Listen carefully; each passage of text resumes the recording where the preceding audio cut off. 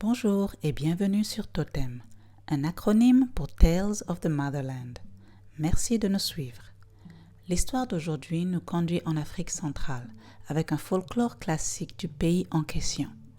Nous espérons qu'il vous plaira et que vous vous amuserez à deviner de quel pays il s'agit.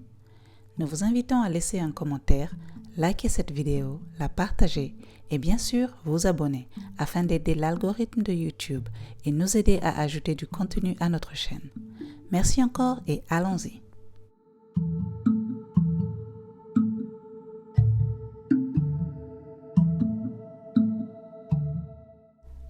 Il y a bien longtemps, loin, très loin, dans le pays appelé Crevette par les anciens colons, le pays où se trouve le plus haut sommet de l'Afrique centrale, se trouve une vaste portion de terre. Quand le ciel est clair, on peut facilement voir le sommet de Mont Fako, le trône du tonnerre, le chariot des dieux. Les pluies y sont très abondantes, fournissant assez d'humidité pour les okoumés, les ébènes et les sapels qui font souvent des dizaines de mètres de hauteur. Cette abondance de pluie est une source d'eau nécessaire pour les réseaux de rivières et lacs qui y sont entremêlés et qui regorgent de poissons de tout genre, des carpes, des poissons-chats, des tilapias et une myriade d'autres créatures aquatiques. Ceci forme une source d'aliments et de revenus pour de nombreuses populations des environs. L'une de ces populations était un petit village situé à environ 30 km d'Edea, dans lequel habite Kutongo, un jeune pêcheur qui venait de se marier. Sa femme et lui n'avaient même pas encore célébré leur premier mois de mariage, qu'un conflit eut lieu entre eux et les autres membres du village, les forçant ainsi à quitter leur communauté. Personne ne sait exactement quel était le problème, mais une chose est sûre, c'est qu'ils n'ont pas eu d'autre choix que de quitter précipitamment. C'est ainsi que Kutongo et sa femme prirent la route à travers la forêt dense équatoriale, une forêt qui n'épargne que les braves et les plus déterminés. Ils traversent des sentiers à peine visibles, tellement les lianes et buissons épais semblent vouloir occuper tout espace disponible. Des sentiers qui avaient certainement connu la présence de nombreuses bêtes sauvages, y compris des reptiles tels que le pangolin et les mambas. Kutongo et sa femme étaient cependant très braves et savaient que tant qu'ils étaient ensemble, ils pouvaient traverser des montagnes. Ils arrivent enfin dans une clairière qui semble décente pour la construction d'une maison et ils décident de s'y installer. Juste après avoir fini de construire leur demeure, la femme de Kutongo tombe enceinte. Peu après, Kutongo construit une nouvelle pirogue et il reprend ses activités de pêche pour subvenir aux besoins de sa famille. Pêcher était une activité très laborieuse en ce temps-là et ça gardait parfois Kutongo loin de sa femme pendant des jours d'affilée. Les jours où il était absent, sa femme s'occupait avec les travaux ménagers et elle s'assurait que Kutongo aurait à manger une fois rentré de ses voyages. Ils avaient une bonne réserve de vivres, du poisson séché, des fruits séchés et des fruits frais aussi, des légumes, des noix et des ignames, des bananes plantains et beaucoup d'autres aliments. En effet, ils avaient assez pour faire des semaines sans s'inquiéter. Sa femme aimait aussi écouter la voix mélodieuse de Ndeke, l'oiseau qu'elle avait apprivoisé et qui lui tenait compagnie. Des semaines et des mois passaient donc ainsi et le temps s'écoulait paisiblement. Un soir, après le départ de Kutongo pour un voyage d'une semaine, sa femme s'apprêtait à aller se coucher quand elle entendit quelqu'un frapper à la porte. Qui ça pouvait bien être? La zone dans laquelle ils habitaient était plutôt déserte et leur voisin le plus proche vivait à un demi-kilomètre plus loin. Avec beaucoup d'hésitation, elle demande « C'est qui ?» « Désolée de vous déranger, madame. Je suis parentée à votre époux et ça fait des jours que je marche en route vers un autre village. Est-il possible que je me repose un peu chez vous cette nuit? Je n'ai nulle part d'autre où passer la nuit. Je suis épuisée et affamée. C'était une voix masculine qui répondit. La femme de Kutongo hésite un moment. Puis elle se souvient que la coutume exige de recevoir tout voyageur qui a besoin d'aide. Elle ouvre donc la porte et elle le laisse entrer. Le visiteur était un homme d'âge moyen, très mince, avec un air fatigué. On sentait qu'il venait de loin, de très loin même. Il était épuisé et affamé. Elle lui offrit gentiment de la nourriture et juste au moment où elle se retourne pour nettoyer les marmites qu'elle avait utilisées pour cuire le repas, il avait déjà fini. Il avait tout mangé, y compris l'assiette dans laquelle elle l'avait servi. Plutôt étrange, se dit-elle, un peu effrayée. Il devait avoir très faim. « J'ai encore faim », dit le visiteur d'une voix autoritaire. « Il se fait tard, dit la femme de Kutongo. Je dois aller me coucher. » Mais le visiteur ne veut rien entendre et il demande plus de nourriture. Souvenez-vous que ce n'est pas acceptable dans la coutume de nombreux pays d'Afrique de laisser les invités aller au lit affamés. Elle se remit donc à la cuisine pour préparer plus de nourriture, une double ration cette fois-ci. Elle se dit que cette fois, le visiteur aurait sa dose. Une fois le festin préparé, elle le pose sur la table à manger et commence à faire le premier pas vers sa chambre quand elle entend un gros rot bien résonnant, suivi de ces mots. « J'ai encore faim !» Une fois de plus, il a tout mangé. Assiette, cuillère et tout. Incroyable, se dit la femme de Kutongo. Elle venait de lui servir une marmite entière de foufou, une marmite de ndolé, 2 gros poissons chat fumés, 10 safous et une assiette de bananes plantains frites et une dame Jeanne de vin de palme. Un coup d'œil rapide en direction de la dame Jeanne lui révèle que celle-ci a été avalée également.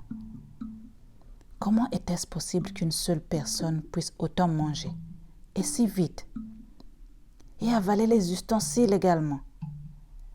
Mais son visiteur n'avait ni le temps ni la patience pour les questions qu'elle se posait. Il avait encore faim et il commençait à être irrité. Plus il attend, plus il s'énerve. La femme de Kutongo se remet donc au fourneau. Chaque fois qu'elle sert le visiteur, il semble tout simplement aspirer la nourriture et demande plus presque aussitôt. Et avec chaque repas, il devenait de plus en plus gros. Ceci dure pendant un moment et le visiteur reste 4 jours. Elle prépare pendant qu'il mange. Et il devient gros et encore plus gros. Elle est épuisée après 4 jours, mais elle a trop peur d'arrêter. De peur qu'il ne mange le bébé une fois que ce dernier serait né. Qui sait combien de temps ce visiteur resterait? Si seulement son mari était là, elle se mit à se lamenter. Il la protégerait sûrement de cet homme étrange. Elle s'inquiétait beaucoup du fait que leur réserve n'était plus de taille, comparée à l'appétit insatiable de ce goinfre. Que se passerait-il une fois les réserves épuisées? Il la mangerait certainement, elle et son bébé. Elle se mit à pleurer doucement, pendant qu'elle remuait une marmite remplie de mbol, un plat traditionnel. Elle pleure silencieusement, mais Ndeke l'oiseau l'entendit tout de même. Il se pose au bord de la fenêtre pour vérifier ce qui se passe. Elle lui explique tout, et dans sa tristesse, elle donne naissance au bébé. Ndeke voit le visiteur ouvrir très grand sa bouche et y verser toute une assiette de nourriture. Chaque fois qu'il s'apprête à engloutir un repas, sa bouche devient aussi ronde et aussi grande qu'une calebasse. Ceci n'est pas normal. Cet homme n'est pas une personne ordinaire, se dit Ndeke. Il doit aller chercher Kutongo, tout de suite. Ndeke s'envole donc aussi vite que ses ailes bleues et jaunes le lui permettent, pour avertir Kutongo. Il arrive à la rivière en un temps record et il se perche au bord de la pirogue de Kutongo, puis se met immédiatement à chanter. Kutongo, Kutongo, dépêche-toi de rentrer chez toi. Ta femme est en danger. Dépêche-toi ou elle périra entre les mains d'un étranger. Au début, Kutongo ne prête pas attention à l'oiseau qui le dérange. La pêche est très bonne aujourd'hui et il n'a pas le temps d'écouter un oiseau, aussi beau qu'il soit. Il chasse l'oiseau, mais ce dernier revient aussitôt et persiste. Kutongo, Kutongo, dépêche-toi de rentrer chez toi. Ta femme est en danger. Dépêche-toi ou elle périra entre les mains d'un étranger. Ndeke est tellement persistant qu'après un moment, Kutongo réalise que cet oiseau essaie de lui transmettre un message. C'est alors qu'il écoute, attentivement. Il écoute, pas juste avec ses oreilles, mais aussi avec son cœur. Et c'est là qu'il comprend enfin que quelque chose ne va pas. Il doit vite rentrer chez lui. Il retire son filet de l'eau, pagaie vers la rive, gare son bateau et court aussi vite qu'il peut.